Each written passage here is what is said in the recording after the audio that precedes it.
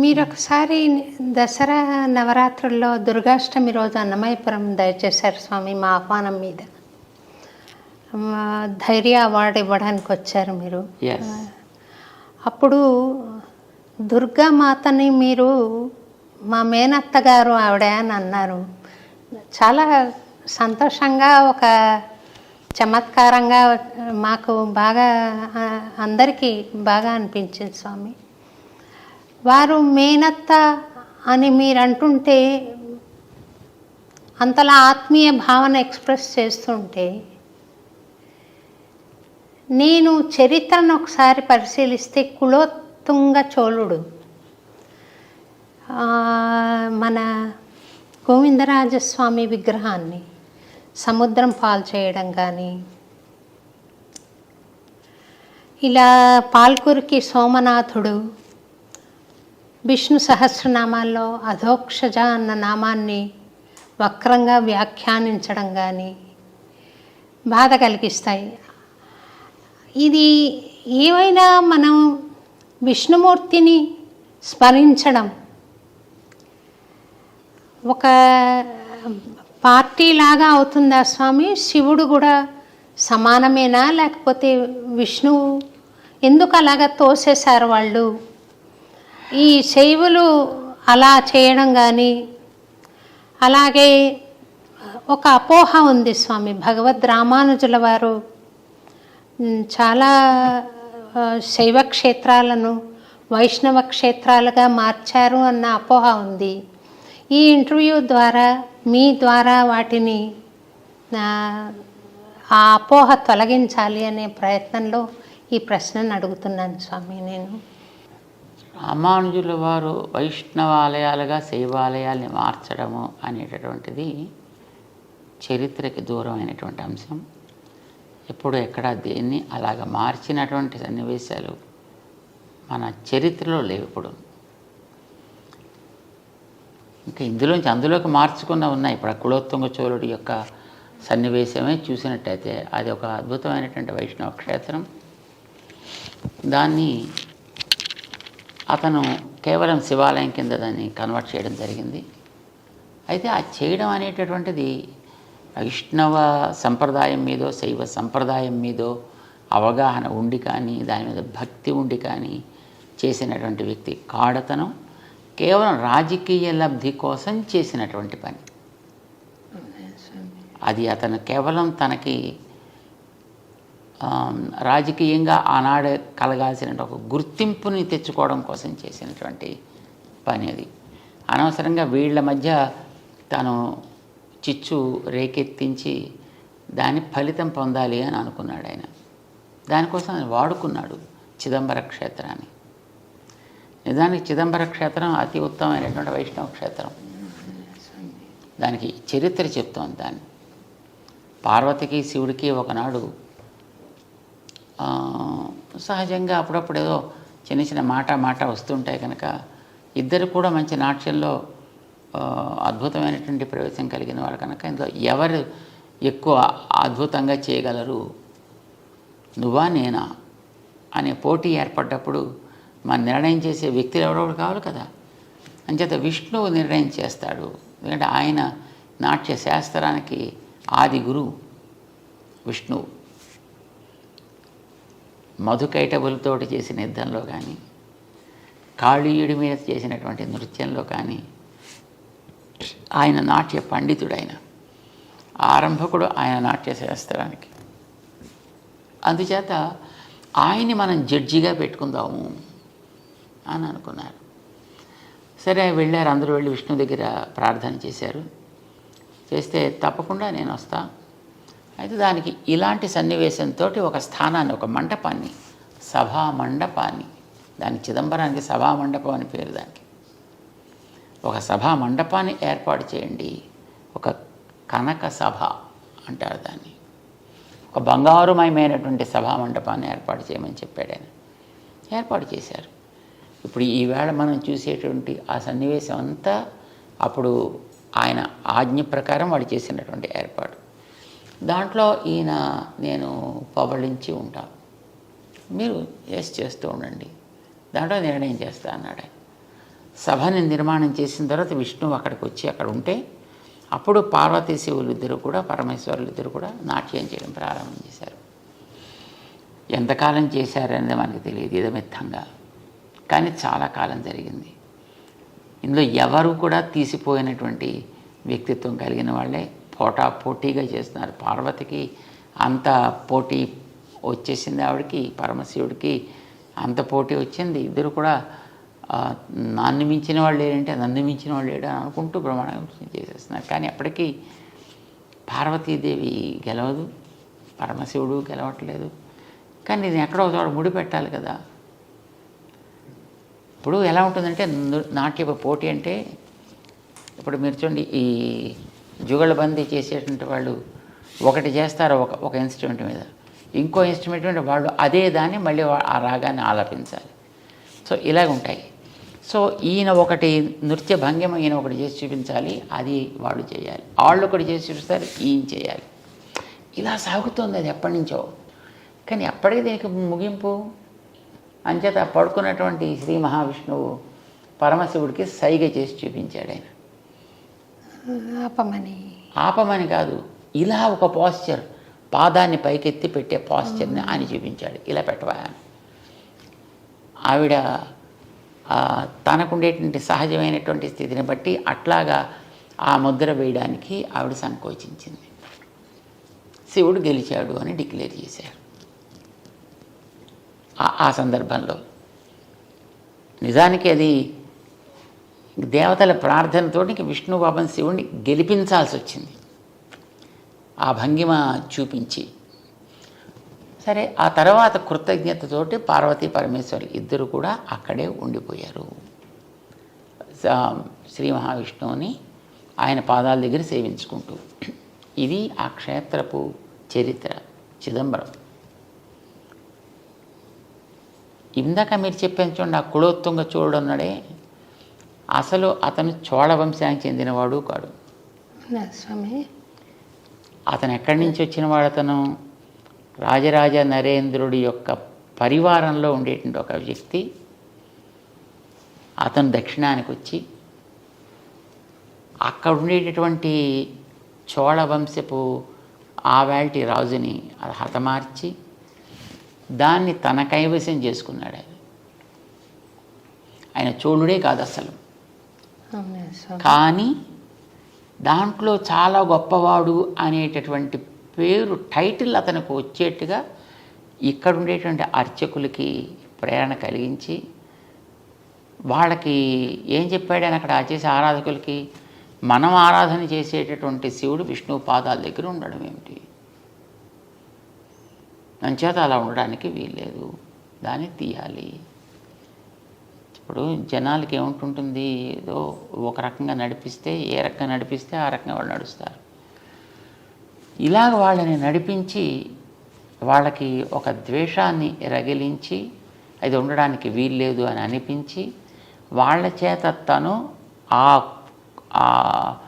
చోళ వంశంలో ఉత్తముడిగా అక్కడ ఉండేటువంటి ఒక అమ్మాయిని తను వివాహం చేసుకుని తను చోళ వంశానికి చెందినవాడుగా, అందుకోసం అందులో మామూలు చోళుడు కాదు, ఉత్తంగ చోళుడు ఈ టైటిల్ తీసుకున్నాడు అతను. అందుకోసం మన పెద్దవాళ్ళు ఎప్పుడు కూడా అతని పేరు కూడా చెప్పడానికి ఒప్పుకోరు. అవ్యపదేశ్యుడు అంటారు. అది అవ్యపదేశ్యుడు. వ్యపదేశ్యుడు అంటే చెప్పదగిన వ్యక్తి అని, అవ్యపదేశ్యుడు అంటే అతని పేరు కూడా ఉచ్చరించడానికి అనర్హుడు అని.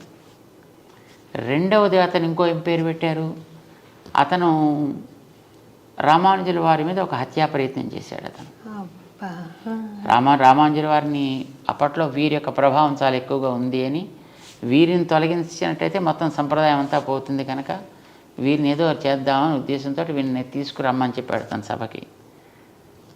అప్పుడు ఆయన దగ్గర ఉండేటటువంటి ఆయన గురువు గారు శిష్యులు ఇద్దరూ కలిసి రామానుజుల వారిని కర్ణాటకకి పంపించి వీళ్ళిద్దరూ కూడా ఆ సభకి వెళ్ళి ఇద్దరు కళ్ళు పోగొట్టుకున్నారు. అంటే వాడు విని తత్వం తెలుసుకుందాం అనేటువంటి జిజ్ఞాస కాకుండా తన యొక్క తత్వాన్ని అందరి మీద ఆరోపించేనా వాళ్ళని కన్వర్ట్ చేయాలనుకునేటువంటి వ్యక్తిత్వం అతను. సో వీరికి చెప్పిన దాన్ని వాడు ఒప్పుకోక చివరికి వీరి కళ్ళు తీయడం జరిగింది. సుమారుగా 20 సంవత్సరాల కాలం రామానుజుల వారు కర్ణాటక రాజ్యంలో ఉండిపోయారు. ఇప్పుడు మేల్కోట క్షేత్రం అప్పుడే ఆవిర్భవించింది అక్కడ. సో ఆ సందర్భంగా తర్వాత అతనికి క్యాన్సర్ వచ్చింది. ఎవరికి స్వామి? ఆ చోళరాజుకి, చోళరాజు కాదు వాడు అవ్యపదేశుడికి ఆ క్యాన్సర్, థ్రోట్లో క్యాన్సర్ వచ్చే తర్వాత అతను చనిపోయాడు. అతను అంచేత అతనికి క్రిమికంఠుడు అని పేరు పెట్టారు తప్ప వాడి పేరుతో అతను ఎప్పుడు ఉచ్చరించారు. ఎందుకంటే అతను శివుడు అక్కడ విష్ణు భక్తుడిగా ఆయన పాదాల దగ్గర ఉంటే అక్కడి నుంచి ఉండే ఆ విష్ణువుని తీసి సముద్రంలో కలిపి దాన్ని శివాలయం కింద మార్చి ఇలా చాలా రకాలుగా తను శైవ ప్రచారకుడు అని అనుకుంటూనే శివుడికి అన్యాయం చేశాడు ఆయన. అంటే శివుడి యొక్క స్వభావానికి విరుద్ధంగా ప్రవర్తించాడు ఆయన. శివుడు పరమభక్త శిఖామణి. శివుణ్ణి పరమ భాగవతాన్ స్మరామి అంటారు మనకి భాగవతంలో. వైష్ణవానాం యథా శంభు అని శివుడు పరమ వైష్ణవుడని అందరూ ఆదరిస్తారు. విష్ణు పాదోద్భవి అయినటువంటి గంగని తన శిరస్సున ధరించి తను తరించాను అనుకున్న అతని పేరు అంతకుముందు రుద్రుడు. అతనికి ఈ గంగని తన శిరస్సున ధరించడం ద్వారా శివ సంజాత మంగళకరుడయ్యాడు ఆయన. అంటే విష్ణువు మీద ఆయనకు ఉండేటువంటి విశ్వాసం అంతటిది, గౌరవం అంతటిది. మీరు ఎక్కడ విష్ణు వైభవం ఎక్కడైనా చూడండి పురాణాల్లో శివుడు చెప్పింది అంతా. శివుడు పార్వతికి చేసినటువంటి ఉపదేశమే మనకు కనిపిస్తుంది. ఆ రకంగా శివుడు ఎప్పుడు కూడా విష్ణు ద్వేషి కాదు, విష్ణువు శివద్వేషి అంతకంటే కాదు. వైష్ణవులు ఎప్పుడు కూడా శివుణ్ణి ద్వేషించరు. కానీ మరి వాళ్ళలో ఎందుకు ఆ రకమైనటువంటి భావం కలిగింది అనేటటువంటిది అది వాళ్ళకే తెలియాలి. ఇది తర్వాత వీళ్ళు ఇలా రేకెత్తించారు. ఇప్పుడు ఎగెనిస్ట్గా మాట్లాడేటటువంటి వాళ్ళందరికీ కూడా వాళ్ళు ఆ మాటలతోటి వాళ్ళు మిగతా ద్వేషాన్ని వాళ్ళలో పెంచుతారు తప్ప నిజానికి వైష్ణవులకి ఎప్పుడు కూడా శివుడి మీద ద్వేషం ఉండదు. శివుణ్ణి పరం భాగవతుడిగా ఎప్పుడూ ఆదరిస్తారు. మన దక్షిణ దేశానికి వెళ్ళి చూస్తే ఎన్నో ఆలయాల్లో శివుడు క్షేత్రాధిపతిగా ఉంటాడు. అక్కడ మీరు దక్షిణ దేశంలో ఉండే పెద్ద పెద్ద వైష్ణవ క్షేత్రాలకు ఎక్కడికైనా మనం వెళ్ళి చూడొచ్చు. అక్కడ శివుడు క్షేత్రాధిపతి, స్థాన నిర్వాహకుడు అలా ఉంటాడనమాట అక్కడ. అండ్ చాలా చోట్ల ఉండేటటువంటి ఈ అమ్మవారి ఆలయాలు ఉంటాయి. అలాంటి వాటికి రామానుజులు అన్ని చోట్ల ఆరాధనలు ఏర్పాటు చేశారు, మర్యాదలు ఏర్పాటు చేశారు. ఇప్పుడు శ్రీరంగం చాలా పెద్ద క్షేత్రం. శ్రీరంగం పక్కన సమయపురం అని ఉంది అక్కడ అమ్మవారి క్షేత్రం. శ్రీరంగ క్షేత్రంలో బ్రహ్మోత్సవాలు ఆరంభం కావడానికి పూర్వం సమయపురంలో బ్రహ్మోత్సవాలు చేసి ఆ బ్రహ్మోత్సవాల్లో శ్రీరంగ క్షేత్ర పెరుమాళ్ దిగించే మర్యాదలు పంపించి అమ్మవారికి అక్కడ ఉత్సవాలు పూర్తయిన తర్వాత ఇప్పుడు రంగనాథుడు తన బ్రహ్మోత్సవాలు ప్రారంభం చేసుకుంటాడు. ఇది రామానుజులు వారు చేసిన వ్యవస్థ. ఇలా ఒకటి కాదు, మనకి ఎన్నో చోట్ల క్షేత్రాల్లో చూస్తే కాంచీపురం దగ్గర ఉండేటువంటి దివ్యక్షేత్రాల్లో చాలా చోట్ల అవన్నీ కూడా అక్కడ సుమారుగా 17 దివ్యదేశాలు ఉన్నాయి కాంచీపురం చుట్టూ. ఆ దివ్యదేశాల్లో అన్నిట్లో కూడా పరమశివుడికి జరపవలసినటువంటి ఉత్సవాలని జరిపి స్వామి ఆయా క్షేత్రాలను ఏర్పాటు చేశాడు. అక్కడ మీనాక్షి అమ్మవారి యొక్క ఆలయం మధురైలో ఉండేటటువంటి దానికి కూడా మలయధ్వజుడి యొక్క కుమార్తె ఆవిడ. సో అక్కడ కూడా జరిగే ఉత్సవాలు పక్క నుండి తిరుమాలింజోలై అని అక్కడ ఒక క్షేత్రం ఉంది.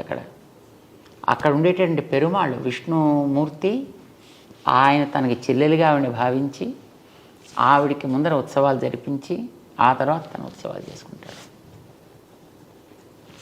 అంచేత ఎక్కడైనా సరే అమ్మవారిని పార్వతిని లేదా పార్వతి అంశగా ఉండేటటువంటి ఇప్పుడు చండి, దుర్గా, ఇలాంటి వాటన్నిటిని కూడా తన సోదరిగానే భగవంతుడు ఎప్పుడు భావిస్తాడు. రామానుజుల వారు కూడా ఆ మర్యాదను నిలబెడుతూ ఆయా క్షేత్రాలకి ముందర మర్యాద జరిపి అవి అయిన తర్వాత తమ పెరుమాళి ఉత్సవాలు జరిపిస్తుంటారు అన్ని చోట్ల. ఎందుకనంటే శ్రీమద్ భాగవతంలో దశమ స్కంధంలో శ్రీకృష్ణుడు జైల్లో పుట్టాడు, మధురైలో. తను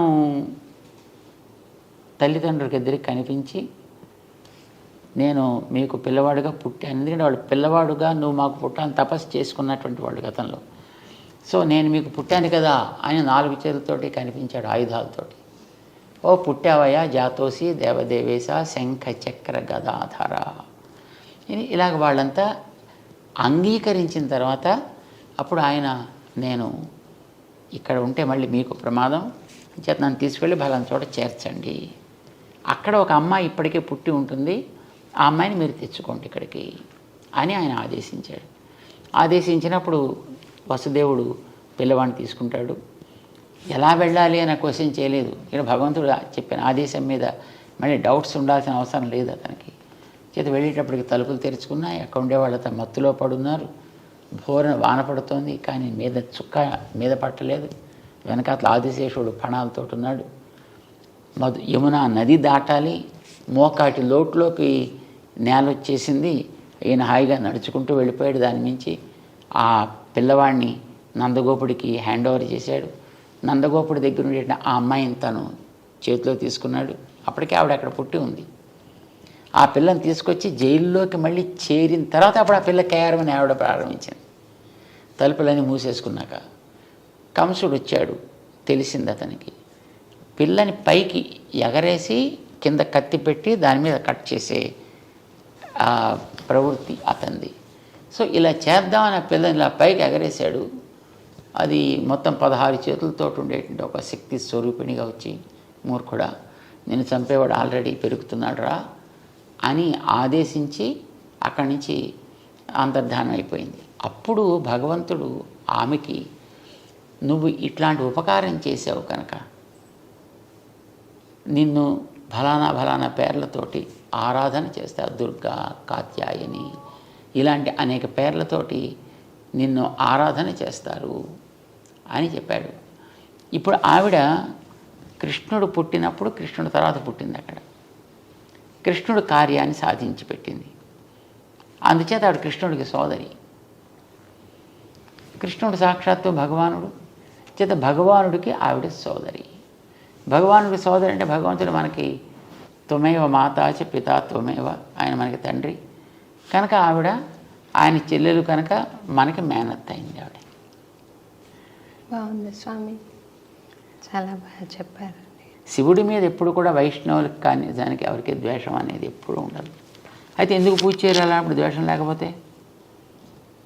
వెంటనే ఈ ప్రశ్న వస్తుంది, ఎందుకు పూజ చేయరంటే ఆయన ఆసుతోషి, కాస్త ఆయనకి కాస్త అనుకూలంగా మాట్లాడినా ఆనందపడిపోయేటువంటి వ్యక్తిత్వం, ఏది అడిగితే అది ఇచ్చేసేటటువంటి మనస్తత్వం, దానికి ముందు వెనక ఆయన చూడు. ఇప్పుడు భోళా శంకరుడు అని కదా అంటారు. నేను తల మీద చెవిటికని చేయి పెడితే వాడు భస్మం అయిపోవాలంటే తథాస్తు అనేసి అడిగిన. మరి ఎక్స్పెరిమెంట్ నీ మీదే ఫస్ట్ చేస్తానయ్యా అంటే కానీ అప్పుడు తను తెలియదు అని ఇచ్చిన వారు ఎంత ప్రమాదకరము.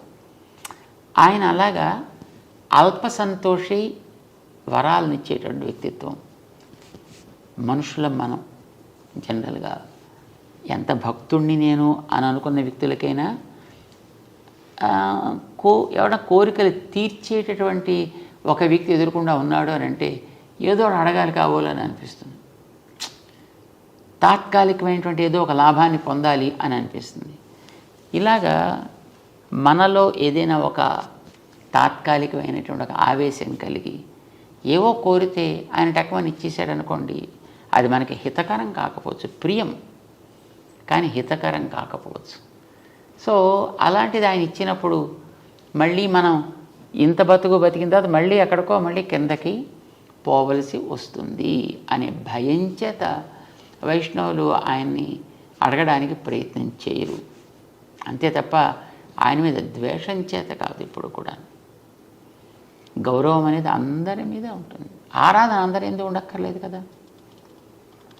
ఇప్పుడు ఒక స్త్రీ తన భర్తని ఆరాధిస్తుంది.